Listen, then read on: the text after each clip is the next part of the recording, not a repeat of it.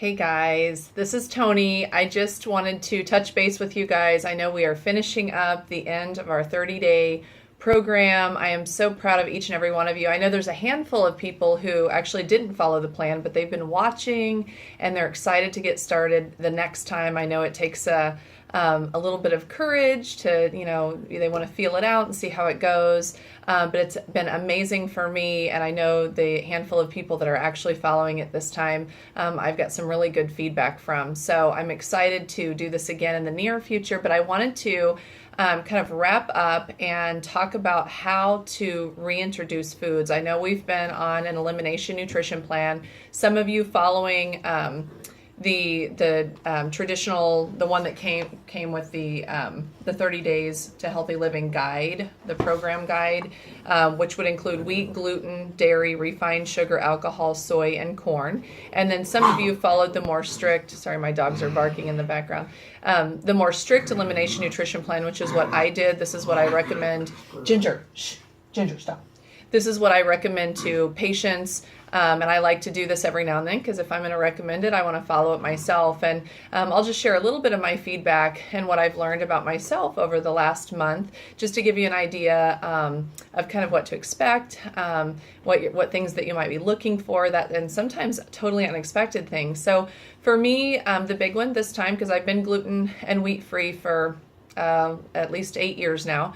So that wasn't a problem for me because that's my norm, but the dairy was a bigger issue. And I noticed last year, I did a 10-day cleanse and my ear, it was actually my right ear, I think I shared this before, started popping, and I was on that cleanse and I didn't even realize it had stopped popping. I attributed it to, it was, allergies, it was this, it was that. And it wasn't until I added my half and half back in my coffee that my ear started popping again, and I thought, oh my gosh, that must be what it is. And so it just made me kind of want to stay away from dairy more and more. When I would go to Chipotle, I wouldn't get the dairy or the cheese on my bowl and things like that. So being in tune with your body really helps you make wise decisions that nourish your body. But I would still do dairy here and there. I didn't drink milk or anything like that, but cheese was a big one. So for me, when I went on this elimination nutrition plan the last 30 days, dairy was kind of a big deal for me because I hadn't eliminated that completely. And it's interesting how your mind plays tricks on you. I never crave anything like creamy, like chicken Alfredo or anything like that. And of course, that's what I was craving. So that's why I found that. I'm like, I'm not going to do it. I'm not giving in. So I found that recipe that I had posted and shared with you guys with the cashew and nutritional yeast that I put on my spaghetti noodles and chicken. That was to die for. So I really recommend that. But it's interesting because each time you follow something like this, you learn a new tip. You learn a new little trick. You feel something different about your body. So this may not be something that you absolutely 100% stick with. And I don't think you necessarily need to. I think the first, second, fifth time you follow this, sometimes you just keep going back to it. And you learn a little something new each time. And then that becomes part of your lifestyle over time. So no one's perfect and it's not going to happen overnight. So for me, one of the big things, well, a few big things actually, that I learned that the fatigue in the afternoon was a big deal for me. I just didn't realize, you don't know how tired you are until you're not so tired and you're feeling good. So that afternoon, even after I would eat a salad or something healthy, I would just get kind of tired, like around 2 or so. And I noticed that completely was gone for me. I did not have that at all. Even if I didn't get quite as much sleep as I wanted the night before, I still did not feel that, and the other thing, this might be a little bit too much information, but that female cycle thing every month, the last 6 months has been really weird and not so good for me. And I noticed this month was completely different. Usually the last 6 months have kind of been living on ibuprofen during that time of the month. And this time in anticipation, I took one ibuprofen thinking, oh my gosh, and did not need another one. It was amazing. So that's something that I really didn't even think about when I started this, and it completely changed. So those are probably the two biggest things, besides just learning a lot of new fun stuff with the dairy alternatives and things like that. So for you guys, when you add this back, a lot of people go on detoxes or they go on nutrition plans and they feel amazing. but they get to the end of it and then they just like, okay, I'm done. And they go back to just eating the way that they did before. But what I want to encourage you to do is really take the time to kind of make those connections between here and here, symptoms, and tie it all together. So what I recommend, without going into a lot of detail, I'm going to stay pretty general, but how you add things back. There's a certain way in which you do it. And again, I'm going to stay very basic and simple here. But if you're on the regular 30-day plan, what you want to do is wheat and gluten is very last, and then dairy's right before that. So those things I wouldn't even recommend adding back right away, but say corn. Corn is on there.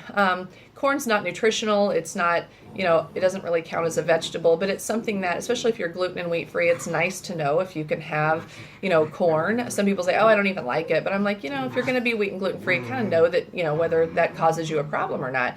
And so what you want to do is you want to add just that food item. So if it's corn, for example, or soy or whatever it is, for me, I'm on the more strict elimination nutrition plan. So I even eliminated eggs, which I'm missing because I have my own chickens and I love eggs. So I eliminated beef. I eliminated pork. So for me, it might be grass-fed, beef when I do add it back, or eggs or whatever. So whatever it is, you choose, except for dairy, wheat, and gluten, and you'll add that back. And so say for me, it was ground beef. I would just add beef. So I'm not going to add it with anything else. Like if I haven't been eating butter on the plan, I'm not going to add it with butter and all these things I haven't had.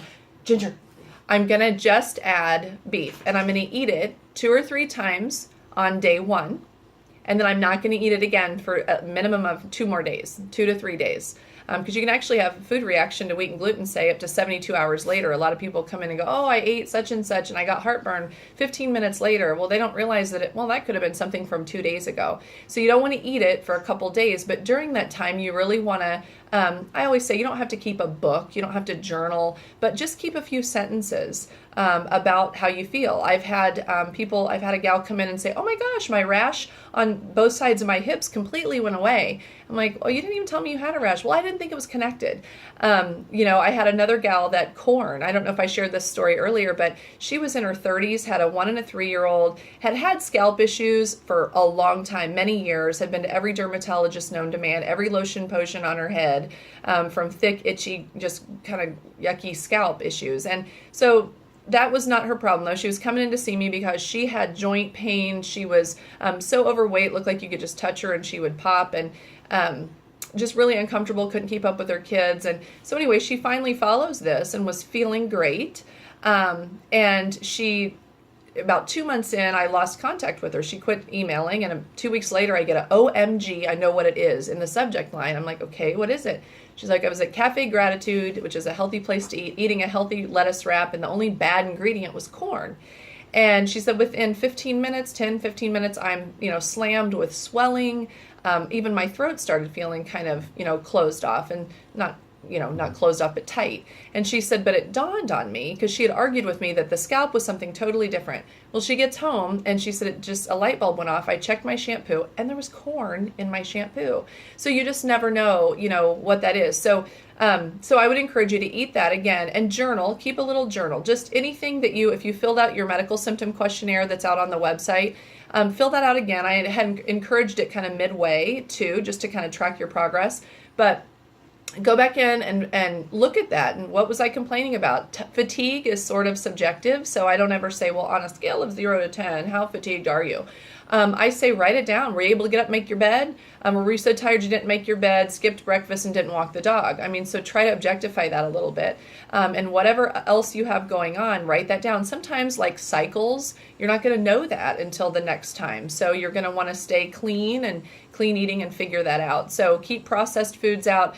Be careful about mixing things too. I've had people bring in 85% dark chocolate, and it looked really good. It was from Whole Foods and organic and blah, blah, blah. And you turn it over and there's soy in it. So that would have counted for kind of 2 different things.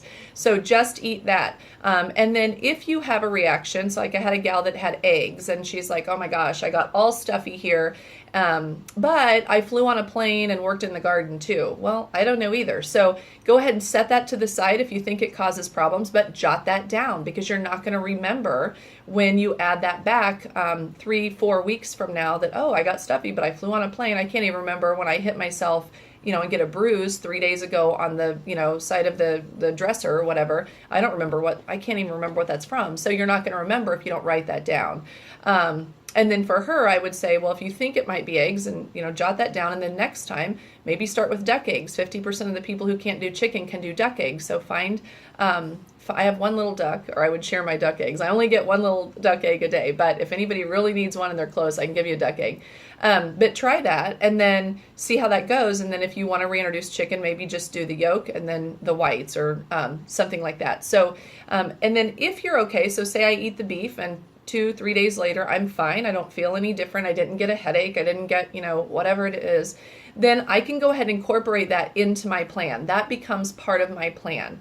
And then I can take the next step and go, okay, now it's going to be soy, or now it's going to be whatever it is. And then you can add that and then do that out. Of course, I recommend very limited dairy. And then you can look that up. Mark Hyman talks a lot about dairy. Search Mark Hyman and dairy, and you can read all about that. But of course, organic, when if at all possible, if you're going to do something like that, organic, no growth hormone, you'll see no RBST, no hormone things or anything like that. But you got to figure even an organic, milk comes from a cow that's been pregnant and lactating for 300 and some days a year. So her hormones are going to be elevated. That's going to affect yours. So again, limit dairy. And then I've had some people say, and I shared this before, I can't do milk, I can't do cheese, but I can do some Greek yogurt. So again, going through those very slowly, not just going dairy, because everybody is affected differently by different things.